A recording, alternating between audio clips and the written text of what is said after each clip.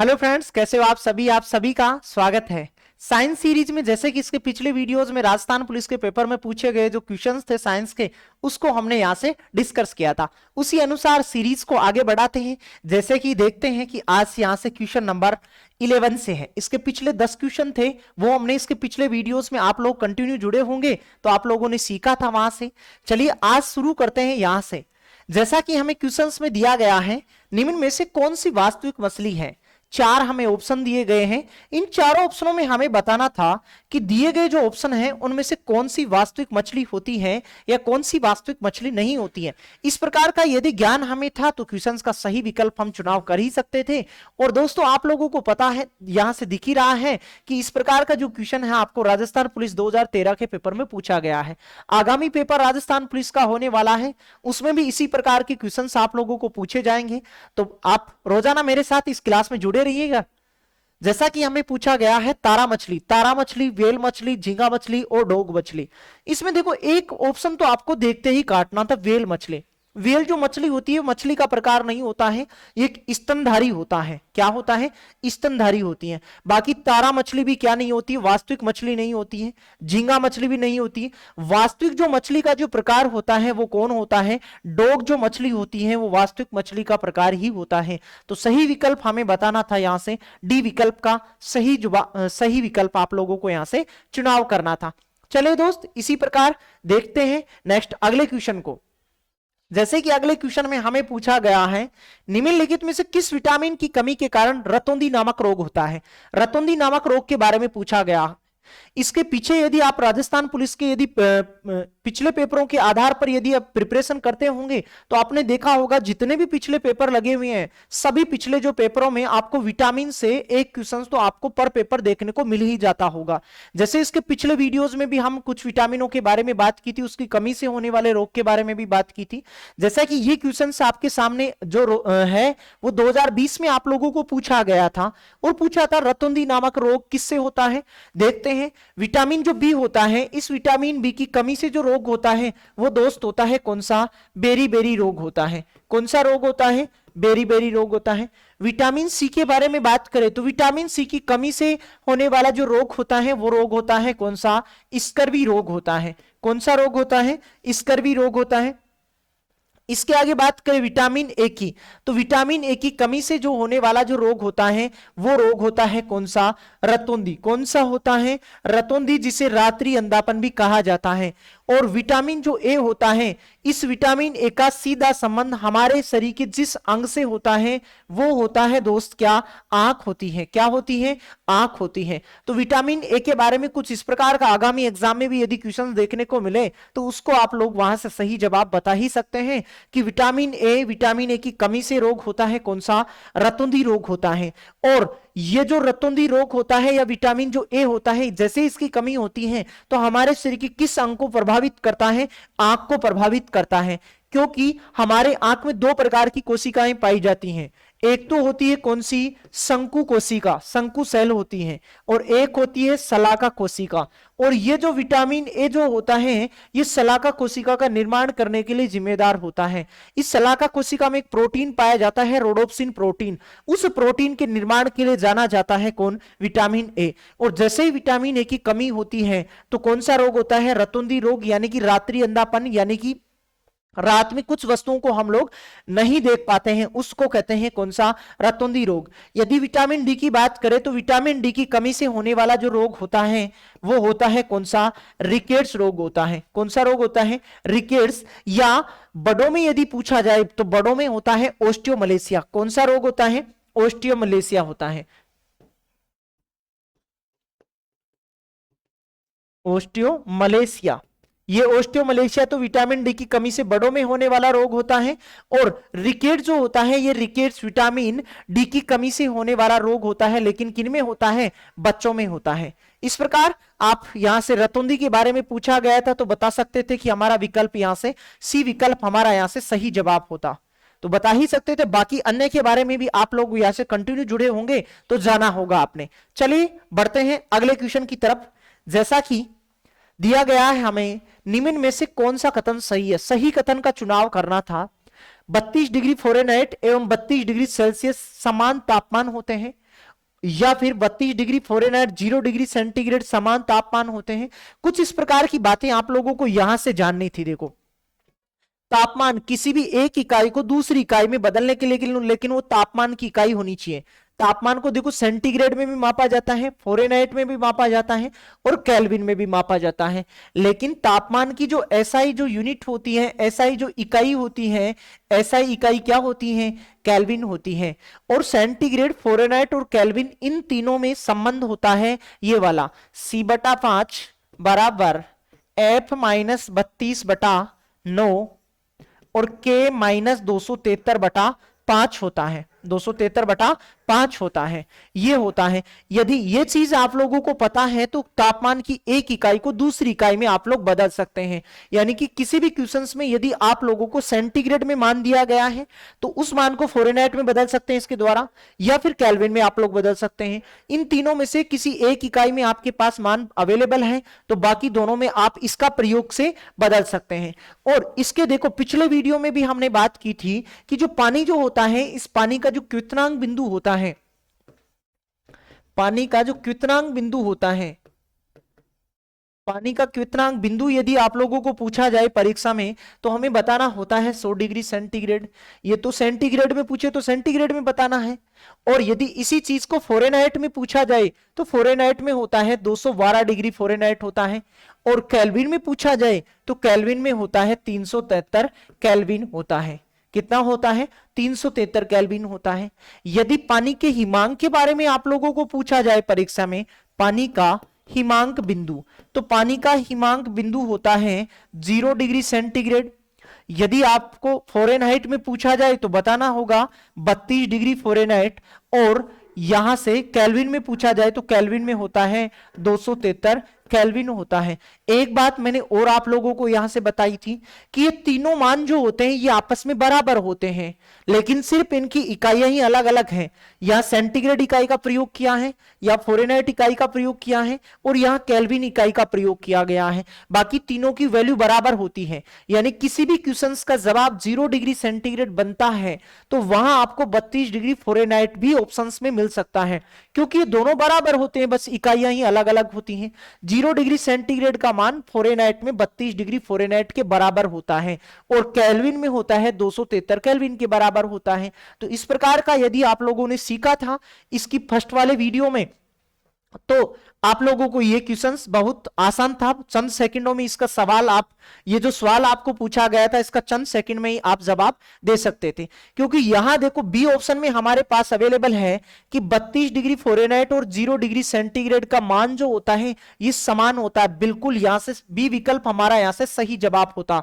बाकी यहां से भी आप लोग जाने हैं कि 100 degree centigrade, 212 degree Fahrenheit, 373 kelvin तीनों बराबर होते हैं, तीनों की वैल्यू बराबर होती है, लेकिन इकाइयां ही अलग अलग होती हैं। यहां से इस प्रकार का क्वेश्चंस आप लोगों को परीक्षा में पूछा गया था राजस्थान पुलिस में, आगामी एग्जाम में भी देखने को आपको मिल सकता है। इस प्रकार दोस्तों आगामी एग्जाम में यदि साइंस में बेहतरीन यदि स्कोर दिखाना चाहते हैं तो रोजाना आप इस सीरीज में मेरे साथ जुड़े रहिएगा और अंत तक इस वीडियो में भी चलिएगा, जिससे कि और जो क्वेश्चंस मैं आप लोगों को दिखाने वाला हूं उनकी भी जो बातें हैं वो भी आप यहां से जान सके। जैसा कि ये क्वेश्चंस आप लोगों को राजस्थान पुलिस 2010 के पेपर में पूछा गया था।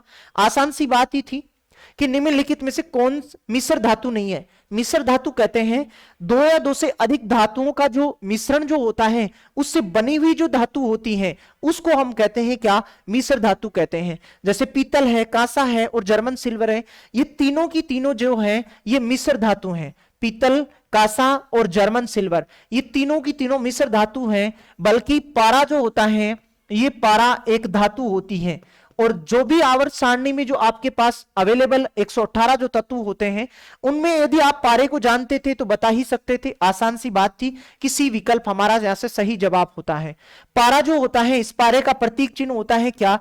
Hg होता है। यदि परमाणु क्रमांक आगामी एग्जाम में पूछा जाए तो पारा जो होता है इस पारे का परमाणु क्रमांक होता है 80 होता है। कितना होता है? 80 होता है। तो इस प्रकार की चीजों का आप लोगों को ध्यान में रखना होगा कि पारा जो होता है इस पारे का परमाणु क्रमांक 80 होता है, प्रतीक चिन्ह Hg होता है और पारा एक धातु होता है। और वो भी आवर्त सारणी की एकमात्र ऐसी धातु होती है जो तरल अवस्था में पाई जाती है। आवर्त सारणी की एकमात्र ऐसी धातु जो तरल अवस्था में पाई जाती है, उसको यदि एग्जाम में पूछा जाए तो बताना होगा क्या, पारा। वो धातु होती है क्या, पारा। बाकी जो पीतल, कॉपर और जिंक से मिलकर बना होता है, कांसा कॉपर प्लस टिन से मिलकर बना होता है, जर्मन सिल्वर कॉपर जिंक निकल से मिलकर बना हुआ होता है। ये तीनों की तीनों जो है मिश्र धातु हैं। बट यहां जो पारा होता है, पारा तो स्वयं एक धातु है, एक मिश्र धातु यहां से नहीं है। तो सही विकल्प का चुनाव करते तो कौन सा विकल्प होता, सी विकल्प हमारा यहां से सही जवाब होता। इसी प्रकार आगे बढ़ते हैं, देखते हैं अगला क्वेश्चन क्या है। अगला क्वेश्चन था मोबाइल फोन में सिम का क्या अर्थ होता है। सिम जो होती है मोबाइल फोन में जो प्रयोग करने वाला जो सिम कार्ड होता है, इसका पूरा नाम हमें बताना था। यह भी इस प्रकार का क्वेश्चंस भी आप लोगों को राजस्थान पुलिस के पेपर में ही देखने को मिला था। तो सिम जो होता है, सिम का पूरा नाम होता है सब्सक्राइबर आइडेंटिटी मॉड्यूल, इसका पूरा नाम होता है। तो सिस्टम इन मोबाइल, ये तो ऑप्शन से ही कट रहे थे, बाकी सर्वर के बारे में ऐसा कुछ नहीं होता है। बाकी यहां से सही विकल्प का चुनाव करते तो सी विकल्प हमारा यहां से सही जवाब होता कि सब्सक्राइबर आइडेंटिटी और मॉड्यूल, इसका SIM जो इसका विस्तार रूप है, ये इस प्रकार से लिखा गया है यहां से। चलिए, तो बता पा रहे होंगे कि सी विकल्प यहां से इसका सही जवाब होता। बढ़ते हैं अगले क्वेश्चन की तरफ। अगला क्वेश्चन में पूछा गया था रूट कैनाल ट्रीटमेंट शरीर के किस अंग से संबंधित होता है। यानी कि रूट कैनाल जो ट्रीटमेंट जो प्रयोग में लाया जाता है, ये शरीर के किस अंग के लिए प्रयोग में लाया जाता है। वो लाया जाता है दोस्त किसके लिए, दांत के लिए लाया जाता है। किसके लिए, दांत के लिए लाया जाता है। और जो दांत होते हैं वो दो प्रकार के होते हैं। यदि हम उगने के आधार पर देखें तो हमारे शरीर में दो प्रकार के दांत होते हैं, एक तो होता है स्थायी और एक होता है अस्थायी दांत। और यदि कार्यशीलता के आधार पर देखें तो कार्यशीलता के आधार पर दांतों के प्रकार होते हैं चार। एक होता है इंसाइजर, एक होता है कैनाइन, एक होता है प्रीमोलर और एक होता है मोलर। ये दांत के चार प्रकार होते हैं कार्य की दृष्टि से। इंसाइजर जो दांत होता है ये काटने का काम करता है। किसका काम करता है, काटने का काम करता है। कैनाइन जो दांत होता है ये चीरने फाड़ने का काम करता है, चीरने फाड़ने का काम करता है। और प्रीमोलर जो होता है ये प्रीमोलर उसको चबाने के लिए प्रयोग, किसी भी आप भोजन को खाते होंगे तो चबाने के लिए जिस दांत का प्रयोग करते होंगे वो होता है कौन, प्रीमोलर। और मोलर जो दांत होता है वो जो भोजन आपने लिया है उसको पीसने का काम करता है। किसका काम करता है, पीसने का काम करता है। तो ये दांत से संबंधित बातें आप लोगों को पेपर में पूछी गई थी, तो बता ही सकते थे कि डी विकल्प यहां से हमारा सही जवाब होगा। इसी प्रकार की क्वेश्चंस आपको आगामी एग्जाम में भी देखने को मिल सकते हैं। चलिए, तो बढ़ते हैं अगले क्वेश्चन की तरफ। जैसा कि हमारे सामने है, वोट डालने के पश्चात अंगुली पर पहचान के रूप में लगाई जाने वाली जो स्याही होती है, वो स्याही के बारे में पूछा गया था कि वोट डालने के पश्चात हमारी अंगुली पर जो स्याही का प्रयोग करते हैं, वो स्याही के बारे में पूछा गया था कि वो एमिट जो स्याही होती है वो किसकी बनी हुई होती है।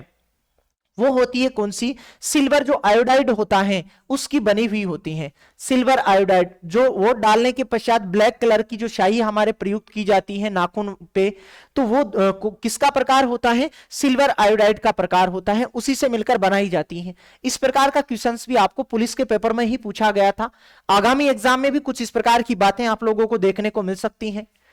चलिए, तो अगला क्वेश्चन था हमारा, किस रेसे को सुनहरी रेसे के रूप में जाना जाता है। यह राजस्थान पुलिस 2020 के पेपर में पूछा गया था।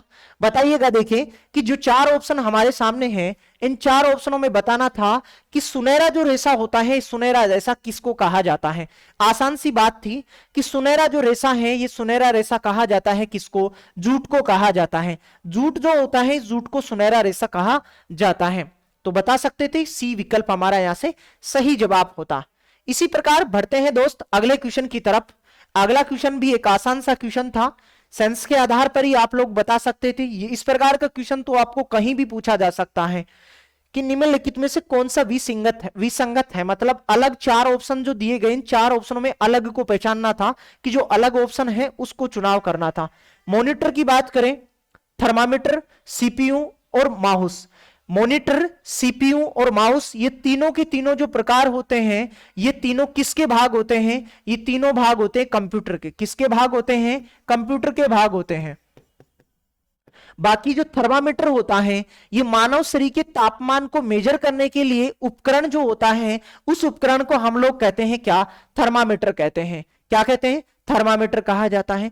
तो थर्मामीटर के द्वारा तापमान को मेजर करने किया जाता है। यह तापमान को मेजर करने वाली जो यंत्र हम काम में लेते हैं वो कौन होता है, थर्मामीटर होता है। बाकी जो ऑप्शंस हमें दिखाई दे रहे थे ये कंप्यूटर के प्रकार होते हैं, मॉनिटर, सीपीयू और माउस। बाकी यहां विसंगत के बारे में पूछा गया था, अलग के बारे में पूछा गया था, तो बता सकते थे कि सर बी यहां से अलग होगा।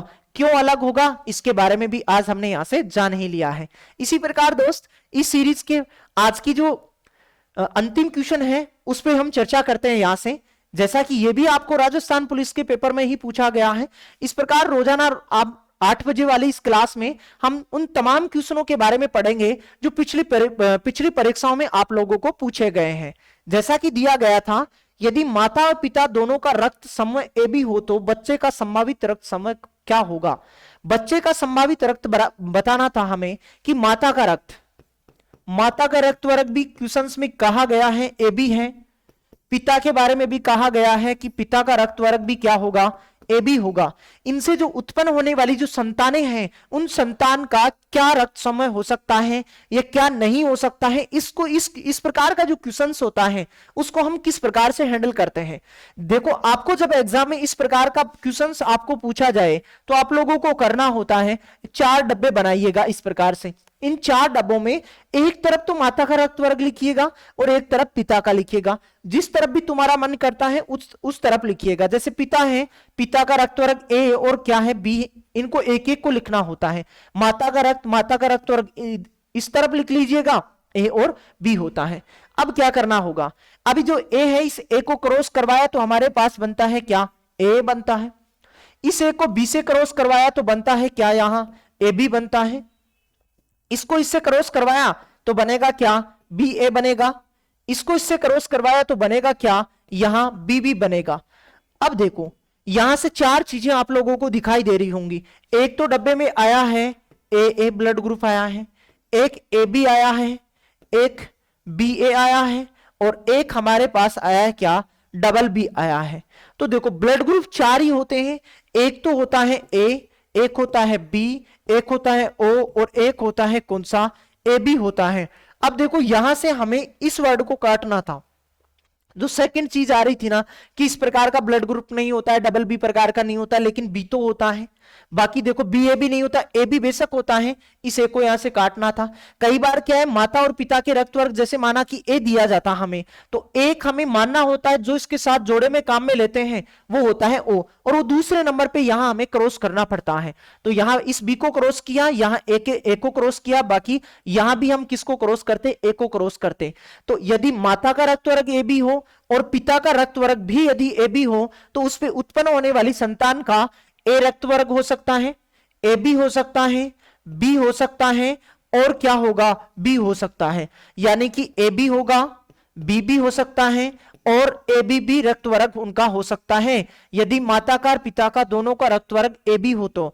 इनके अलावा उनसे जो प्राप्त होने वाली जो संतान होती है उसका ब्लड ग्रुप इनके अलावा नहीं होने वाला है। देखते हैं ऐसा किस ऑप्शन में लिखा गया है, ए व बी, इनमें से कोई नहीं। ए बी और ए बी, बिल्कुल ए बी और ए बी हमने यहां से निकालना जाना है, निकालना आज सीख ही चुके होंगे। आगामी एग्जाम में कुछ इस प्रकार की बातें आप लोगों को पूछी जाएं तो बता सकते हैं कि सी विकल्प हमारा यहां से सही जवाब होगा। इसी प्रकार दोस्तों आज की सीरीज का ये अंतिम क्वेश्चन था और इस सीरीज की शुरुआत से आप लोग यहां तक बने हुए होंगे तो यहां से बहुत सारी बातें आप लोगों को सीखने को मिली होंगी। और इसी प्रकार रोजाना दोस्तों 8 बजे इस क्लास के लिए तैयार रहा करो। हम उन क्वेश्चनों को यहां से डिस्कस करेंगे जो पिछले राजस्थान पुलिस के पेपर में आप लोगों को पूछे गए हैं। चलिए दोस्तों आज के लिए इतना ही रहने वाला है, बाकी हम मुलाकात करते हैं इसकी अगली क्लास में। तब तक के लिए आप सभी का धन्यवाद।